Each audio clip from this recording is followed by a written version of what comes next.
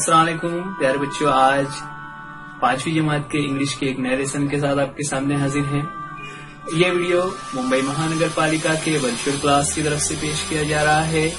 मैं Ansari Rashid Akhtar 5th standard English के एक नए लेसन के साथ। चलिए शुरू करते हैं आज का हमारा लेसन।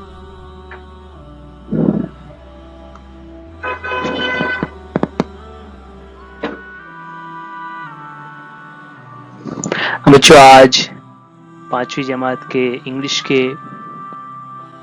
एक नए टॉपिक के साथ आज का जो हमारा टॉपिक है स्टोरी है। ये स्टोरी खास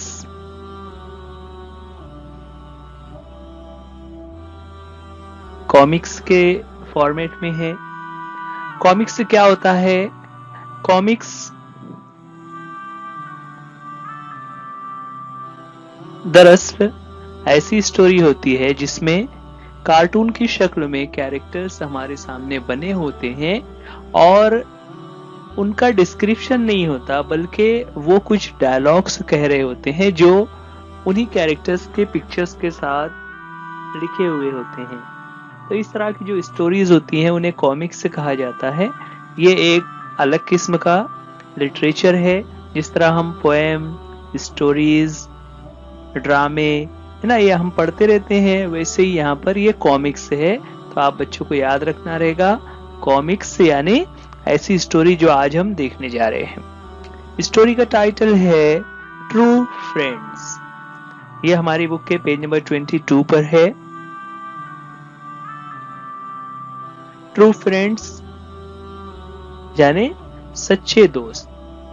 अब सच्चे दोस्त यानी क्या, तो सोचिए जरा, सच्चे दोस्त किसे कहते हैं? सच्चा दोस्त तो वो होता है जो मुश्किल वक्त में हमारी मदद करता हो।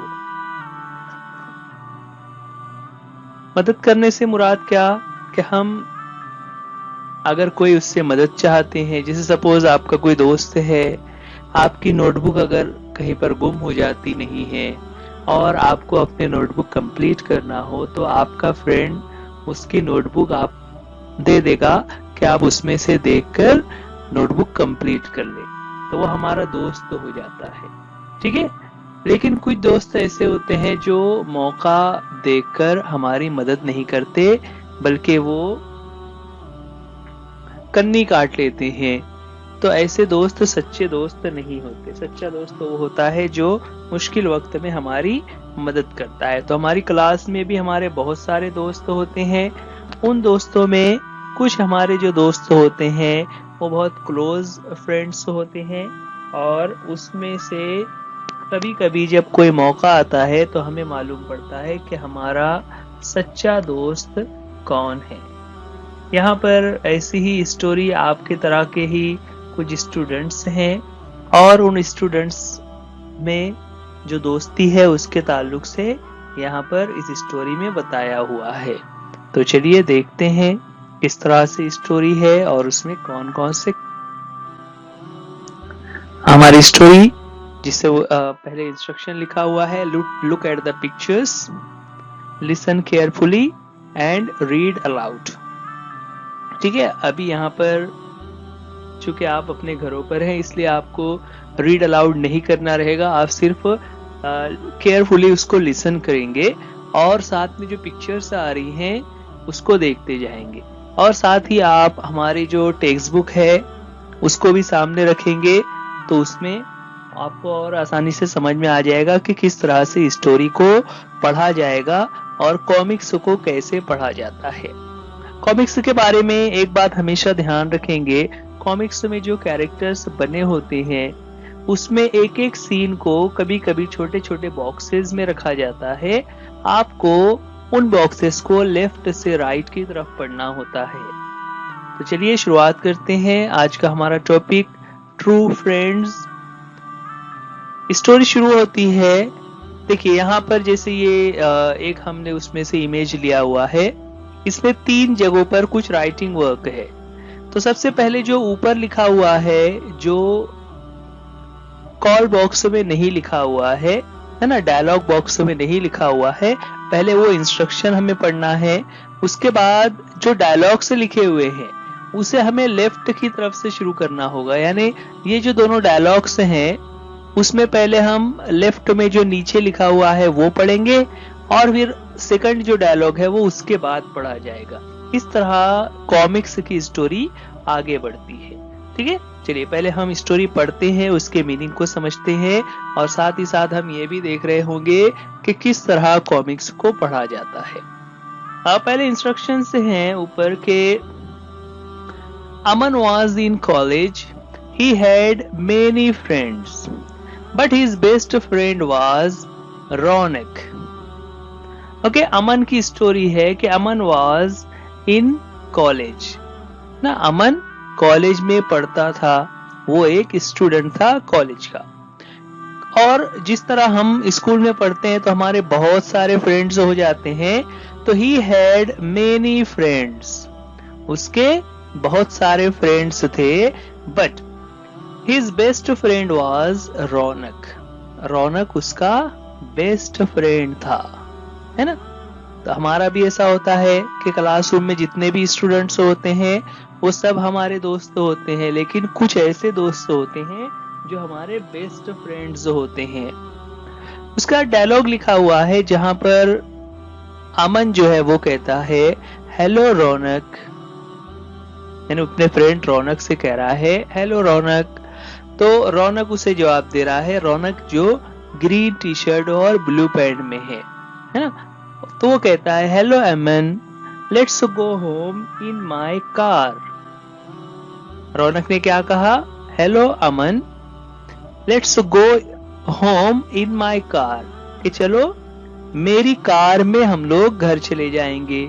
इसका मतलब क्या हुआ कि जो रौनक है जो ग्रीन टी शर्ट में है वो बहुत अमीर घर से ताल्लुक रखता है, इसके पास कार है, जबकि अमन जो है वो गरीब लड़का है जो पैदल चल रहा है ना।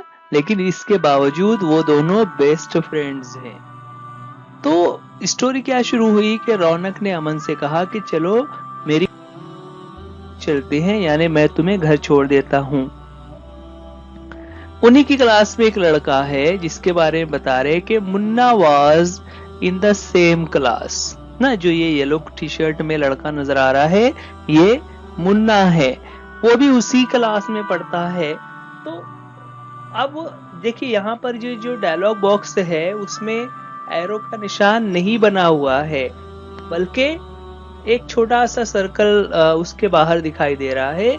इसका मतलब होता है कि वो सोच रहा है, ही इज थिंकिंग, यानी मुन्ना जो है वो सोच रहा है। क्या सोच रहा है, Raunak is so rich and Aman is so poor, how can they be best friends ना। क्या सोचने लगा वो कि रौनक इज सो रिच, रौनक कितना रिच है, कितना अमीर है, and Aman is so poor, और अमन कितना गरीब है। तो एक बहुत अमीर है और एक गरीब है, how can they be friends, वो दोनों दोस्त कैसे हो सकते हैं। ऐसा होता है ना कभी कभी कुछ लोग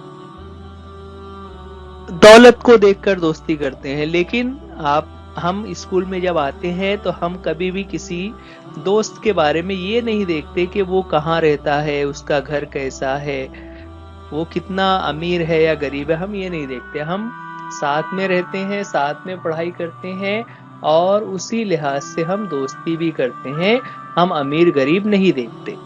लेकिन ये जो मुन्ना है वो इस तरीके से सोच रहा था।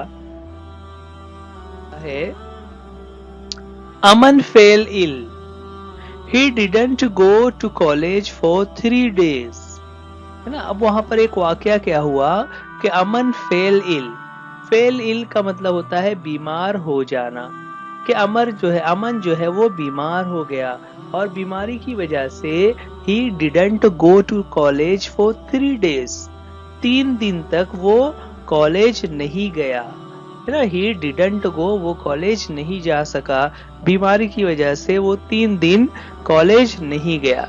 जब वो के बाद क्या हुआ कि his friends came to see him.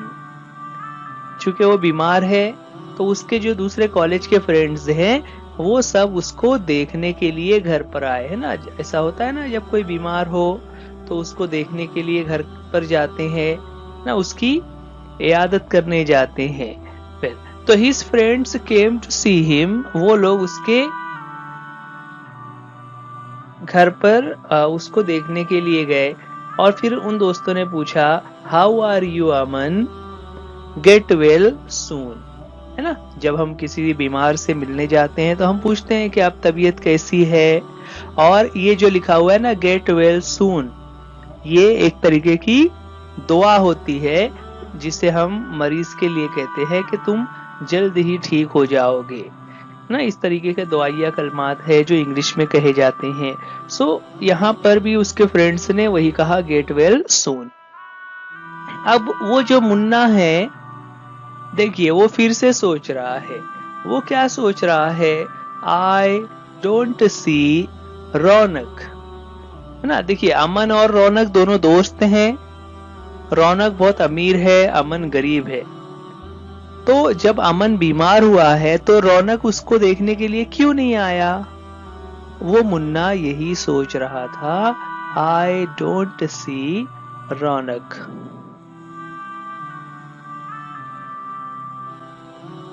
Next day, है ना, अब अगले दिन कॉलेज में जब उसकी रौनक से मुलाकात हुई तो उसने पूछा रौनक वेयर्स योर फ्रेंड अमन, रौनक तुम्हारा दोस्त जो अमन है वो कहाँ है ना। देखिए हालांकि उसको मालूम है लेकिन वो झूठ पूठ में पूछ रहा है कि तुम्हारा दोस्त कहाँ है, वो 3 दिन से क्यों कॉलेज नहीं आ रहा है। तो रौनक ने बिल्कुल सादगी से जवाब दिया ही इज इल, है ना। ये जो ही के साथ कॉमा लगा हुआ है, कॉमा लगाकर एस, उसे कहा जाता है एपोस्ट्रोफी एस, उसका मतलब होता है इज। ही इज इल का मतलब क्या हुआ, ही इज इल, यानी वो बीमार है। तो रौनक ने उसे बता दिया कि वो बीमार है, उसकी तबीयत ठीक नहीं है। उस पर मुन्ना ने कहा कि yesterday we went to his house but you didn't come. देखिए अब उसने क्या पूछा कि yesterday we went to his house, कल हम लोग उसके घर गए थे। बट यू डिडंट कम, लेकिन तुम हमारे साथ नहीं आए क्योंकि बहुत सारे फ्रेंड्स गए हुए थे, तो तुम क्यों नहीं आए। उस पर रौनक ने जवाब दिया I was busy, I was busy, मैं थोड़ा मसरूफ था, मैं बिजी था। उसका ये जवाब सुनने के बाद मुन्ना ने कहा your best friend is ill and you were busy, I see, है ना। देखिए यहाँ पर बिजी के बाद एक्सक्लेमेशन मार्क लगा हुआ है, यानी वो हैरत से कह रहा है कि तुम्हारा बेस्ट फ्रेंड बीमार है, सब लोग उसको देखने गए थे और तुम कह रहे हो कि यू वर बिजी, कि तुम कहीं पर बिजी थे। आई सी, अब मुझे समझ आ गया। आई सी का मतलब यानी मैं देख रहा हूं, यानी मुझे समझ में आ गया।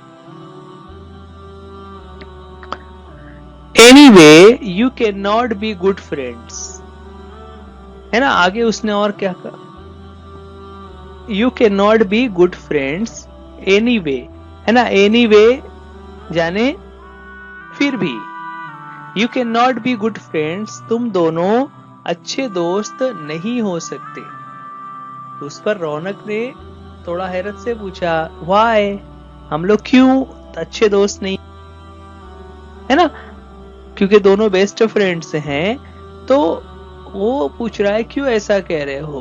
तो मुन्ना ने एक अजीब बात कही। मुन्ना ने क्या कहा, Aman didn't even ask us about you, कि जब हम लोग अमन के पास गए थे तो सब आए हुए थे लेकिन उसने तुम्हारे बारे में कुछ भी नहीं पूछा, है ना। He didn't ask about you, उसने तुम्हारे बारे में कुछ भी नहीं पूछा, है ना। पूछना चाहिए था ना कि कौन कौन आया है, रौनक नहीं आया क्या।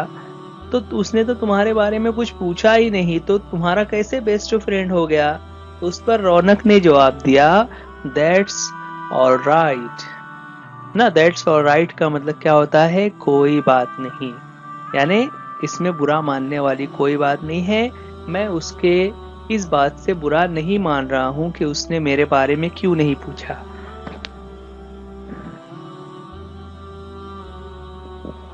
आगे, अब वो जो मुन्ना है वो अमन के घर पर आया। The next day Munna went to Aman's house, है ना, वो अमन के घर पर आया। तो अमन ने कहा, thank you for coming Munna, I am much better now. है ना, अमन ने क्या कहा?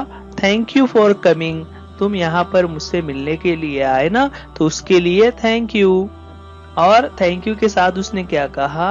I am much better now, अब मैं काफी ठीक हूँ, यानी पहले जो मैं बीमार था अब मैं अच्छा हो गया हूँ, अब मुझे अच्छा लग रहा है। तो मुन्ना ने बहुत अजीब बात कही। उसने कहा कि what sort of a friend is this Raunak? क्या कहा? What sort of a friend is this Raunak? He doesn't come to see you at all. है ना, फिर से उसने क्वेश्चन किया कि what sort of a friend is this Raunak? कि तुम्हारा जो दोस्त रौनक है वो किस किस्म का है, किस टाइप का है ना, सॉर्ट यानी किस किस्म का है। He doesn't come to see you at all, वो तुम्हें देखने भी नहीं आया। है ना, एट ऑल का मतलब होता है बिल्कुल भी, कि वो तुम्हें बिल्कुल देखने भी नहीं आया जबकि तुम बीमार थे। अगर वो तुम्हारा बेस्ट फ्रेंड है तो उसको देखने आना चाहिए था, जिस तरह हम सब लोग दोस्त तुमको देखने आए थे, लेकिन वो बिल्कुल भी तुम्हें देखने के लिए नहीं आया। ऐसा कैसा दोस्त है? देखिए, एक तरीके से जो मुन्ना है वो दोनों की दोस्ती को एक दूसरे के खिलाफ उल्टी बातें बता रहा है। रौनक ने भी उसे मना कर दिया था, और अब अमन क्या कहता है वो हम देखते हैं। Oh but he is the best of friends, है ना, लेकिन अमन ने भी उस पर पूरा एतमाद जाहिर करते हुए कहा, ही is the best of friends, वो दोस्तों में मेरा सबसे बेस्ट फ्रेंड है ना, यानी वो ठीक है, वो मुझे देखने नहीं आया लेकिन फिर भी वो मेरा बेस्ट फ्रेंड है। उस पर मुन्ना ने पूछा कि how can you say that, तुम ऐसा क्यों कह रहे हो कि वो तुम्हारा बेस्ट फ्रेंड है?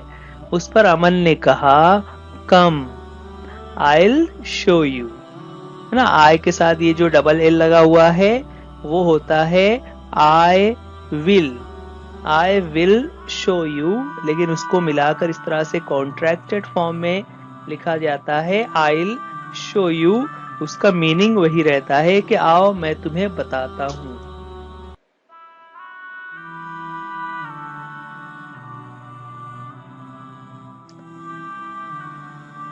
They walked to a shop near Aman's house।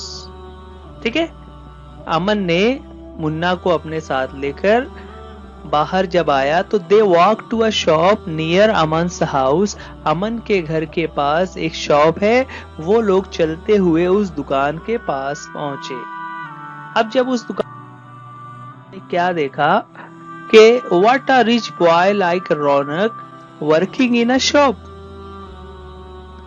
उसने हैरत से कहा, what a rich boy like Raunak, कि एक लड़का जो इतना अमीर है, रौनक जिसके पास कार है, वो एक शॉप में वर्किंग कर रहा है। वर्किंग इन अ शॉप यानी एक दुकान पर काम करता है। तो उस पर अमन ने वजाहत करते हुए कहा, yes Munna, he is doing my job. क्या कहा अमन ने कि yes Munna, he is Raunak and he is doing my job, वो मेरी जॉब पर काम कर रहा है। I work in the shop in the evening. I work in the shop in the evening, कि मैं शाम के वक्त यानी जब हमारा कॉलेज खत्म हो जाता है तो कॉलेज के बाद मैं इसी दुकान में काम करता हूँ, और यहाँ पर वो मेरी जगह पर काम कर रहा है।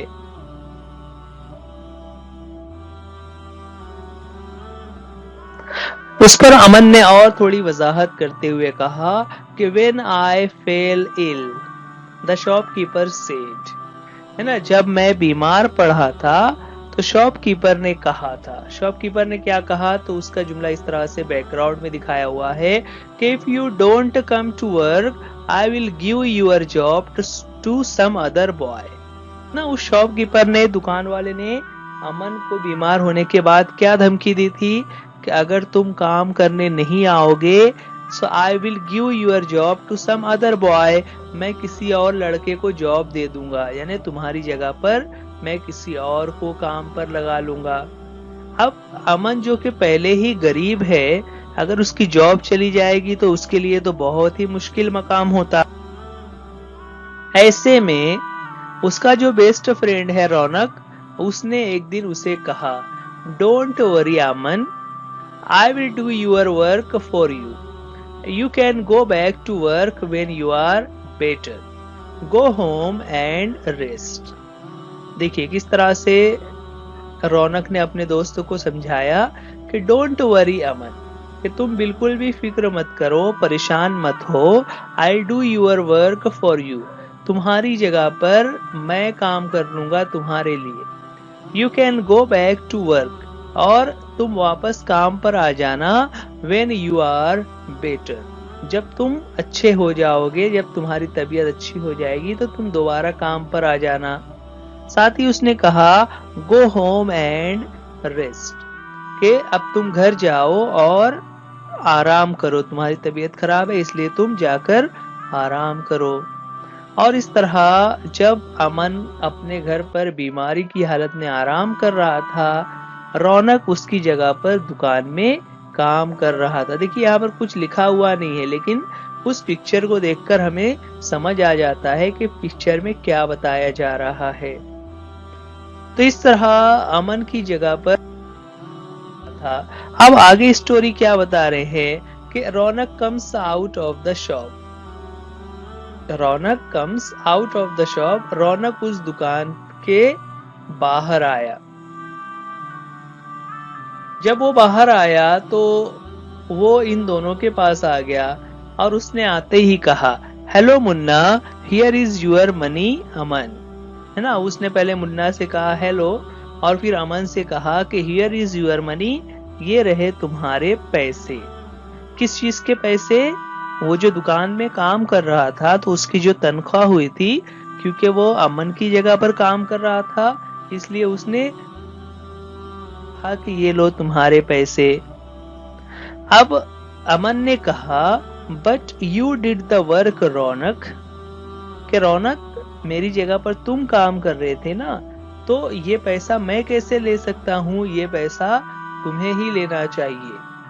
आई did the work for you Aman, Raunak ने उसे क्या जवाब दिया, I did the work for you, कि वो काम मैंने तुम्हारे लिए किया है, यानी मैं कोई अपने लिए काम नहीं कर रहा था, मैं तुम्हारे लिए काम कर रहा था, इसलिए ये पैसे तुम्हारे हैं। इस तरह दोनों फ्रेंड्स ने एक दूसरे को सपोर्ट किया, एक दूसरे को सहारा दिया। बाद जो साथ में मुन्ना है वो वहीं पर खड़ा होकर देख रहा था।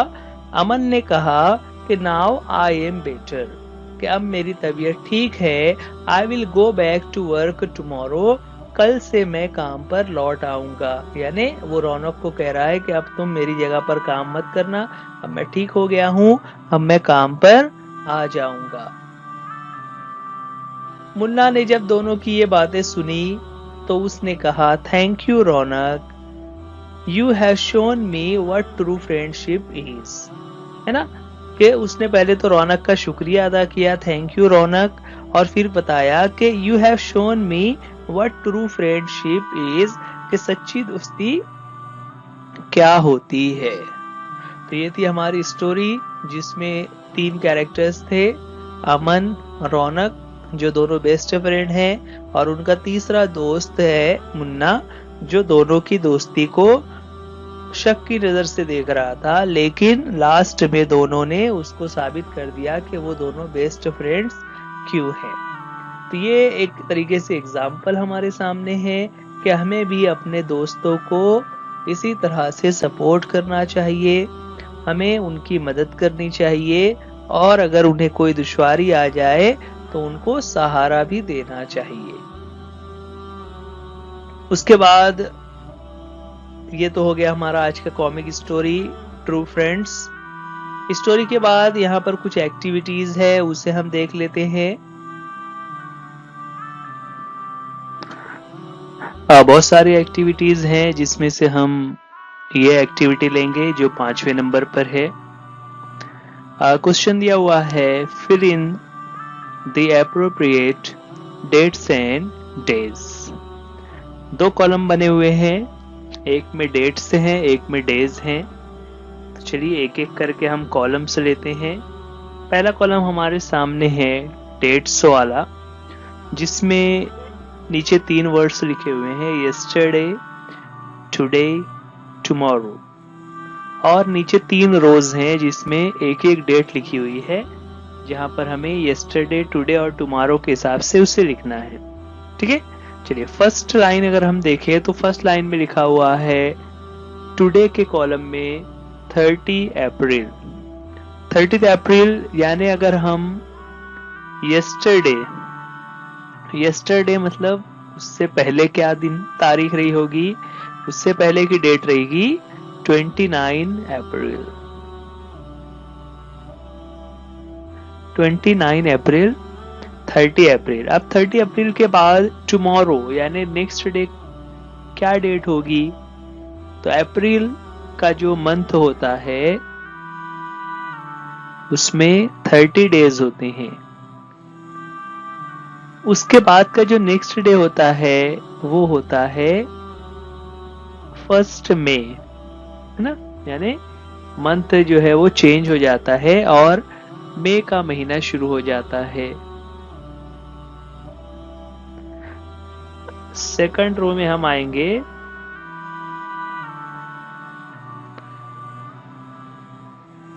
सेकंड रो में देख रहे हैं कि यस्टरडे में लिखा हुआ है 12 जनवरी।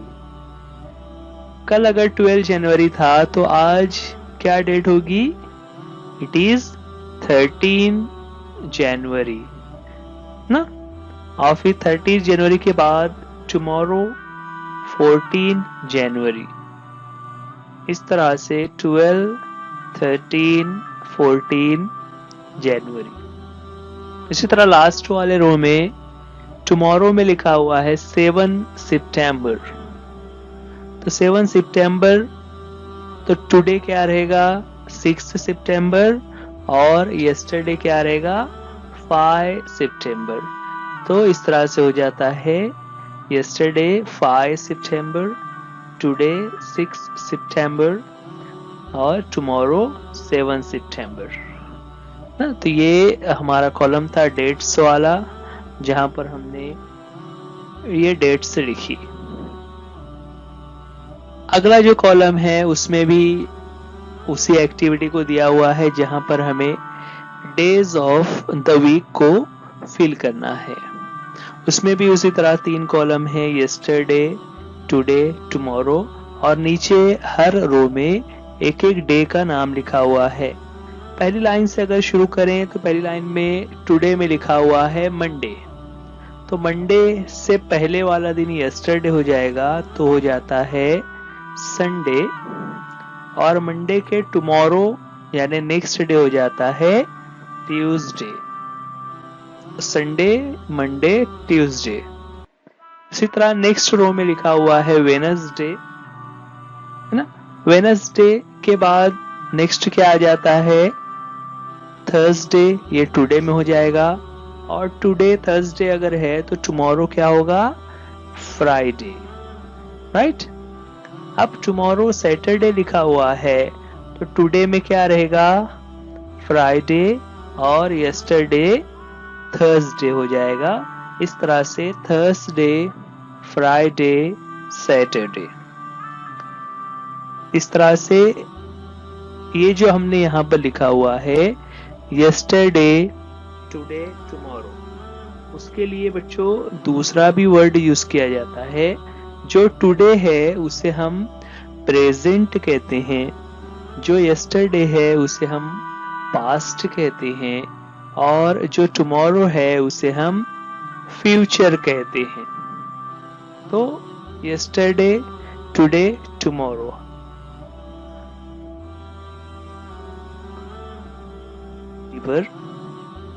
नेक्स्ट एक्टिविटी है find the opposites of the following and write them. यहाँ पर कुछ वर्ड्स हमारे पास आ रहे हैं, हमें उनके अपोजिट वर्ड्स लिखने देते हैं। अपोजिट वर्ड्स किस तरह लिखेंगे, तो एक एक वर्ड हमारे सामने आ रहे होंगे। जैसे पहला वर्ड आ गया है टुमारो। टुमारो का अपोजिट क्या है, टुमारो का अपोजिट है yesterday, है ना। Tomorrow means the day which is coming after today, और yesterday क्या होता है, the day that has passed before today, है ना। इसी तरह नेक्स्ट वर्ड है रिच। रिच का अपोजिट क्या होता है, रिच का अपोजिट होता है पुअर। रिच का अपोजिट पुअर। नेक्स्ट वर्ड है इल। इल का अपोजिट क्या होगा, इल का अपोजिट होता है हेल्दी, हेल्दी। देन नेक्स्ट है कम। कम का अपोजिट क्या होता है, गो।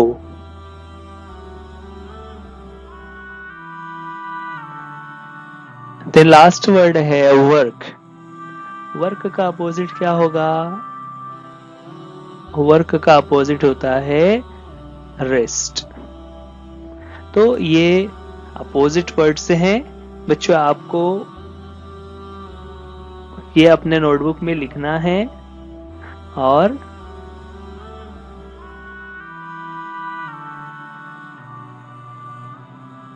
ये जो वर्ड्स हैं आपको अपने नोटबुक में लिखना है और उन्हें याद भी करना है।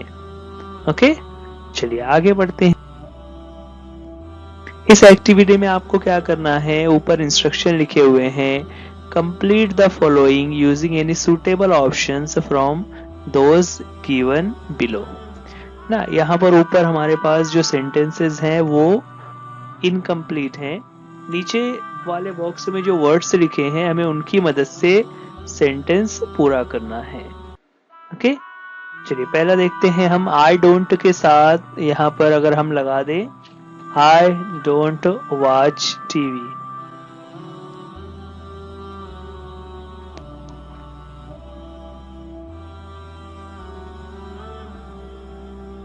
I don't watch TV, है ना। अब आगे है we don't के साथ हम मिला सकते हैं no, we don't know. Then अगला जुमला है she doesn't, तो doesn't के साथ हम यहाँ मिला सकते हैं fall ill, she doesn't fall ill. you don't का हो जाएगा you don't jump high, you don't jump high. he doesn't have a sister, he doesn't have a sister. they don't get angry, they don't get angry. और last है it doesn't grow tall, it doesn't grow tall.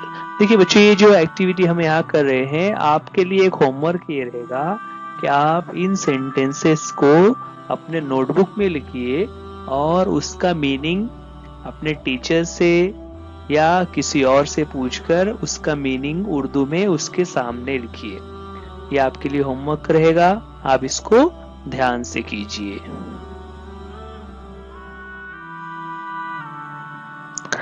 बच्चों, ये video आप बृहन मुंबई महानगर पालिका की तरफ से YouTube पर BMC EJU उर्दू स्टैंडर्ड 5 इस चैनल पर देख रहे हैं। आप इस वीडियो को लाइक कीजिए, चैनल को सब्सक्राइब कीजिए और वीडियो को अपने दोस्तों में भी शेयर कीजिए। बच्चों आज के लिए इस वीडियो में इतना ही। उम्मीद करते हैं ये लेसन आपको समझ आ गया होगा। वीडियो देखने के लिए थैंक यू। अल्लाह हाफिज, गुड बाय।